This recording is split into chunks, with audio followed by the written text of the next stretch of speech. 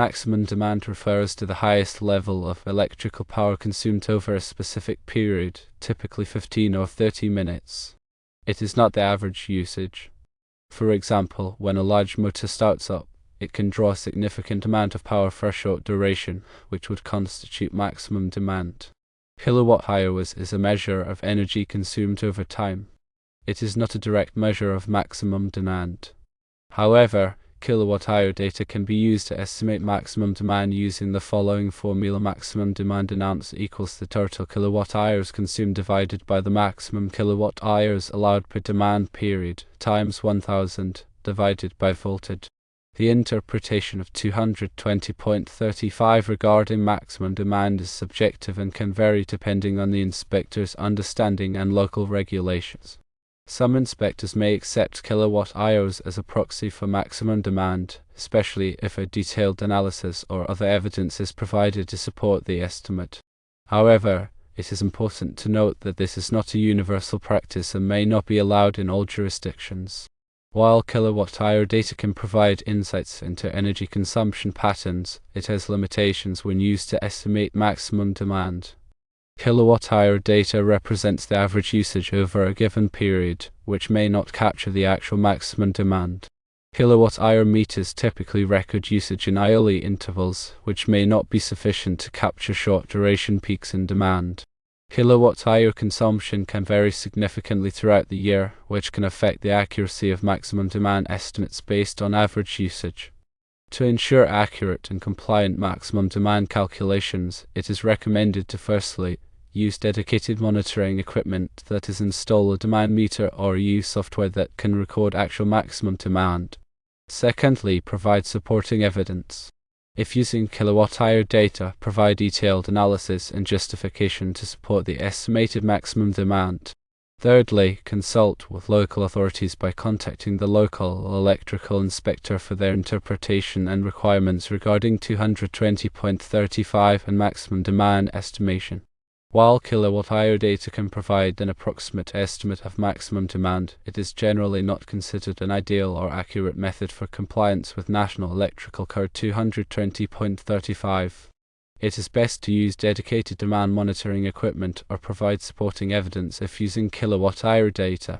Ultimately, the inspector's interpretation and local regulations will determine the acceptability of kilowatt-hours for maximum demand calculations. Let's delve deeper into each of these aspects to provide a more comprehensive understanding. Firstly, let's expand on understanding maximum demand. Maximum demand is crucial in electrical system design because it determines the required capacity of the electrical infrastructure. This includes transformers, conductors, protective devices, and other equipment. If the system is not designed to handle the maximum demand, it can lead to overloading, voltage drops, equipment failure, and even safety hazards. Understanding and accurately predicting maximum demand is essential for ensuring the reliability and safety of electrical systems. Secondly, let's elaborate on kilowatt-hours versus maximum demand. The key difference between kilowatt-hours and maximum demand lies in what they measure. Kilowatt-hours measures the total energy consumed over a period, typically a month, while maximum demand measures the highest rate of energy consumption at any given moment within that period, usually averaged over a short interval like 15 or 30 minutes. For example, a household might consume 500 kilowatt-hours in a month. However, the maximum demand might be 5 kilowatts, representing the highest power they drew at any point during that month. Converting kilowatt-hours to amps to estimate maximum demand involves using the formula already mentioned. However, it's important to remember that this calculation provides an average amp draw based on total energy consumption and does not necessarily reflect the true peak demand. The accuracy of this estimate depends on the uniformity of the load profile. If the load is relatively constant, the estimate may be reasonably accurate. However, if the load fluctuates significantly, the estimate can be misleading. Thirdly, it is important to note inspector interpretation. Inspectors have the authority to interpret and enforce the National Electrical Code, and their interpretations can vary based on their experience, training, and local practices. When it comes to 220.35, some inspectors may be willing to accept kilowatt-hour data as a proxy for maximum demand, especially if the applicant can provide additional information to support their calculations. This might include historical data, load studies, or engineering analysis. However, other inspectors may be more strict and require dedicated demand monitoring equipment to accurately measure maximum demand. It's important to communicate with the local electrical inspector early in the design process to understand their requirements and ensure compliance. Fourthly, there are several concerns with using kilowatt hours. One of the primary concerns is averaging. Kilowatt-hour data represents an average usage over a period, which may not capture the actual maximum demand. This is because kilowatt-hour meters typically record energy consumption in hourly intervals, which may not be sufficient to capture short-duration peaks in demand. For example, a large motor starting up can draw a significant amount of power for a few seconds, but this peak may be masked by the hourly averaging of the kilowatt-hour meter. Another concern is time granularity. Kilowatt-hour meters typically record usage in hourly intervals, which may not be sufficient to capture short-duration peaks in demand. This means that the kilowatt-hour data may not accurately reflect the true maximum demand, especially in applications with highly variable loads. Seasonal variations are also something to be aware of. Kilowatt-hour consumption can vary significantly throughout the year due to changes in weather, occupancy patterns, and equipment usage. This can affect the accuracy of maximum demand estimates based on average usage. For example, a building's cooling load may be much higher in the summer than in the winter, resulting in a higher maximum demand during the summer months. Now let's discuss best practices. The best way to ensure accurate and compliant maximum demand calculations is to use dedicated monitoring equipment. This includes demand meters and software that can record actual maximum demand. Demand meters measure the highest rate of energy consumption over a specific interval, typically 15 or 30 minutes, and provide a more accurate representation of maximum demand than kilowatt-hour data. There are many different types of demand meters available, ranging from simple analog meters to sophisticated digital meters that can record data and transmit it to a central monitoring system. Another best practice is to provide supporting evidence. If you must use kilowatt-hour data, you should provide detailed analysis and justification to support the estimated maximum demand. This might include historical data, load studies, or engineering analysis. The goal is to provide the inspector with sufficient evidence to demonstrate that the estimated maximum demand is accurate and reliable. Another suggestion is to consult with local authorities. It is always a good idea to contact the local electrical inspector for their interpretation and requirements regarding 220.35 and maximum demand estimation. This can help you avoid misunderstandings and ensure that your calculations are compliant with local regulations. Inspectors are often willing to provide guidance and clarification on code requirements, and their input can be invaluable in ensuring a successful project. In summary, while kilowatt-hour data can provide an approximate estimate of maximum demand, it is generally not considered an ideal or accurate method for compliance with National Electrical Code 220.35. It is best to use dedicated demand monitoring equipment or provide supporting evidence if using kilowatt-hour data. Ultimately, the inspector's interpretation and local regulations will determine the acceptability of kilowatt-hours for maximum demand calculations. In more detail, NEC 220.35 specifically addresses the optional method for calculating feeder and service loads for dwelling unit. This section allows for the use of actual monitored maximum demand data instead of calculating the load based on the connected appliances and equipment. The intent is to provide a more accurate assessment of the actual load on the system, which can result in a smaller service or feeder size if the actual demand is lower than the calculated load. However, using monitored data requires careful consideration and documentation. The monitored data must be representative of the expected load profile and must account for any future additions or changes to their load. The data must also be recorded over a sufficient period, typically at least 1 year, to capture seasonal variations and peak demand periods. When using monitored data, it's essential to consider the specific requirements outlined in 220.35. This section specifies that the monitored data must be recorded by a qualified person and must include the date, time, and duration of each demand interval. The data must also be adjusted to account for any known or anticipated changes in the load. Additionally, the calculated load must not be less than the minimum load specified in other sections of the National Electrical Code, such as 220.14, which covers general lighting and receptacle loads. In addition to the requirements in 220.35, there may be local regulations or utility requirements that affect the use of monitored data for load calculations. Some utilities may require specific types of monitoring equipment or may have their own guidelines for data collection and analysis. It's important to check with the local utility and electrical inspector to ensure that your monitoring plan meets all applicable requirements. Now let's consider some specific examples of when kilowatt-hour data might be acceptable or unacceptable for maximum demand calculations. One situation where kilowatt-hour data might be acceptable is in a small residential dwelling with a relatively constant load profile. For example, if a house has a few basic appliances and lighting, and the occupants have consistent usage patterns, the kilowatt-hour data may provide a reasonable estimate of maximum demand. In this case, the inspector may be willing to accept the kilowatt-hour data as long as it is supported by additional information, such as a load calculation based on the connected appliances.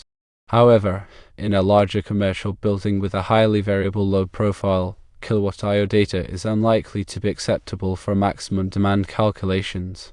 Commercial buildings often have a wide range of equipment with different operating schedules, and the load can vary significantly throughout the day and week. In this case, the inspector will likely require dedicated demand monitoring equipment to accurately measure the maximum demand. Another factor to consider is the type of equipment being served by the electrical system. Some equipment, such as motors and HVAC systems, can have high inrush currents or cyclical loads that can significantly affect the maximum demand.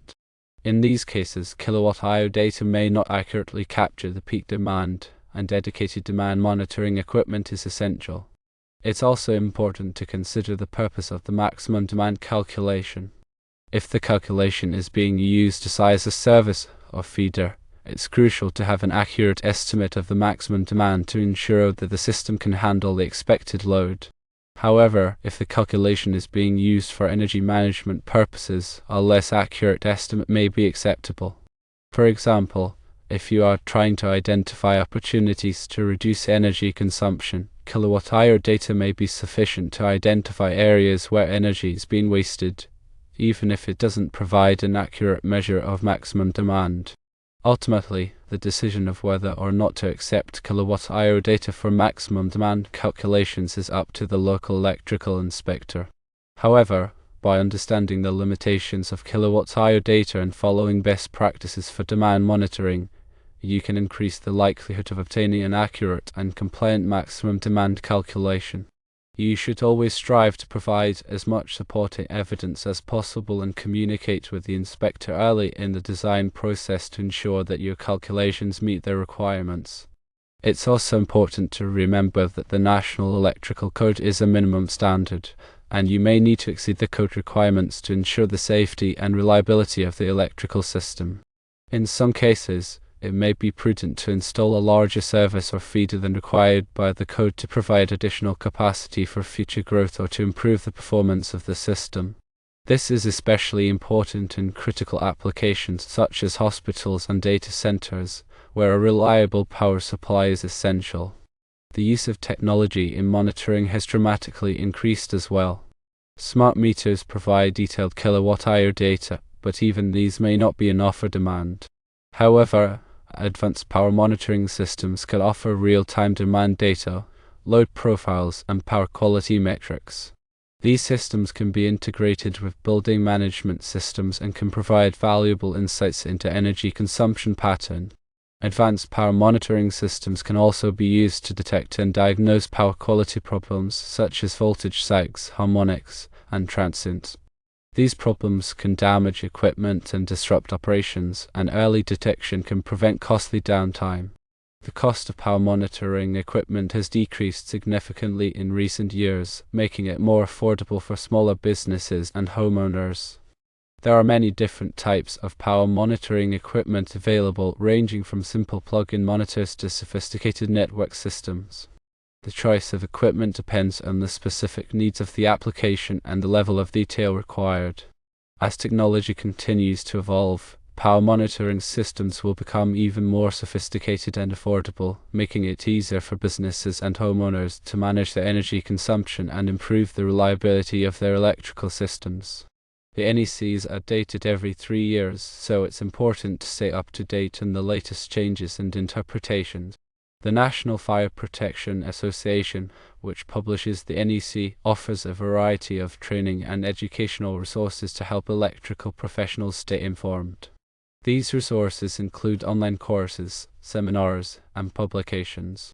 It's also important to participate in local code development activities to ensure that your voice is heard in the code-making process.